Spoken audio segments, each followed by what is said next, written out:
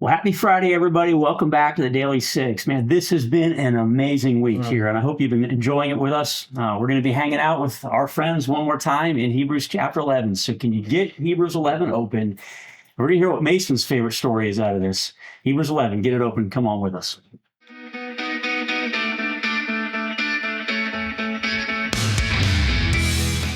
All right, so you got Hebrews 11 open?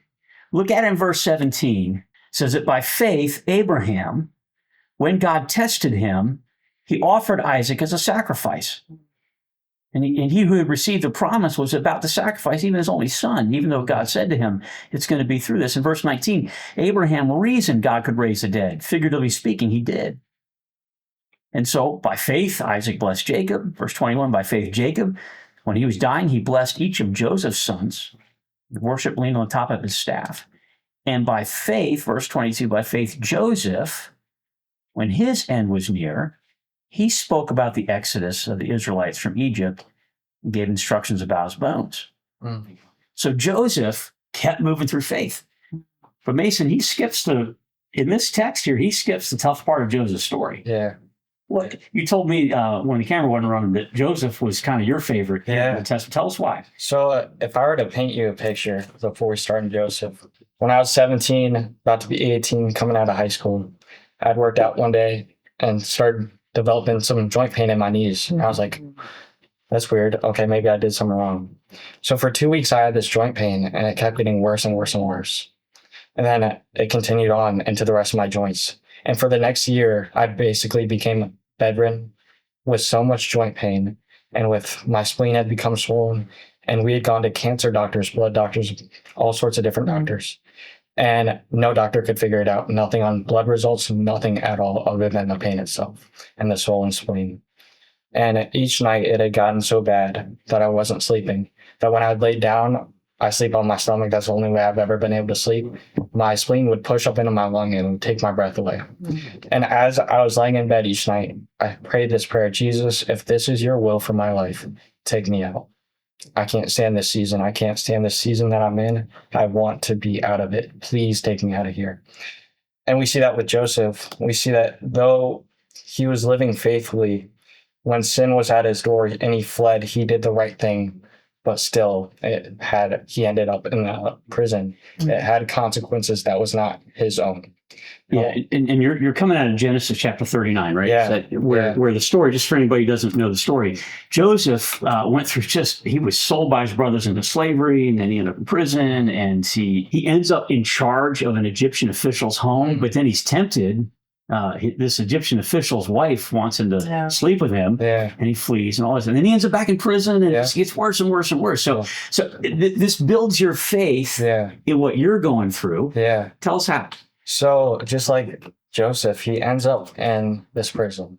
And we look at the context in one of the verses, he says he was there for at least, or the word says he was there for at least 2 years. I can't imagine 2 years in pain, 2 years in prison. But yet God turned the season that he was in from meaningless to meaningful, and he gave it a purpose. Yes. God turned his season of misery to a season of ministry. Yes. It went from misery to ministry. Yes. Yeah. And it's all about how we view our seasons. And as I set my eyes on the one who walks on water, when I felt like I was Peter just sinking underneath, I reached up and grabbed his hand, just figuratively. And man, he turned that season from misery to ministry. And I could not done life without that. I'm so grateful for that moment, for that time. And if I had to go through that again, I would, because I'm so grateful for that trial, because that's the closest I've been to him. Yes. And when we're in the trials with God, he's right there with us. Even though it feels like we're drowning, he's right there with us, and he can use it for a purpose. Your trial that you're going through, it's not meaningless. It has a meaningful purpose that you can use later for a ministry. Yeah. That's right. And that's a powerful story of a man who suffered greatly. Yeah. And he gets several chapters in the book of Genesis. He gets 13. 13 chapters in the book of Genesis, right?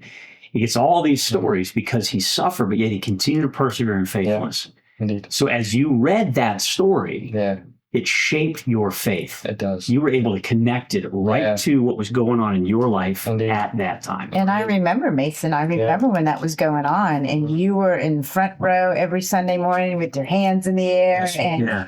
you were in major pain at Yes, the ma'am. same time, but Yeah. you really Yeah. just were standing on the word and Yeah. standing in the confidence of the Lord being there. And it was amazing to see you. Like you had this peace over you that was indescribable, but yet Yeah. you were in pain. It's one of those things where you realize, man, how could I not stretch out my hands? How could I not stretch out my hands like this for the one who stretched out his hands for me? Mm, Yeah. And the one who stretched out his hand to reach down and save me when I was drowning. yeah. Yes. And you were 18, 19, 20 years old when all this is going on in your life, Yeah, right? And I remember that same as you, Sherry, that, you know, I knew what was going on. You told me, Yeah. and I'd greet you in the foyer before church. And there's sometimes there were tears in your eyes. Yeah. You were in so much pain. I could Yeah. see, you could just Yeah. see it bubbling over. And then 5 minutes later, you're in the Yeah, sanctuary worshiping exactly. the Lord. Frankly, a little stronger than everybody else. You know, everything's going fine for us. And we're like, and you're going, Yeah. Yeah. that, friends, that is faith. Mm. That is faith. Mm.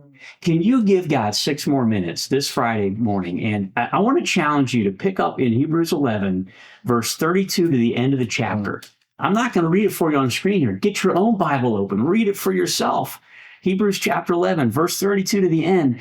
You're going to see that these people of faith often suffered for long periods. Yeah. Mhm. And Mason, you got your perspective changed Yeah.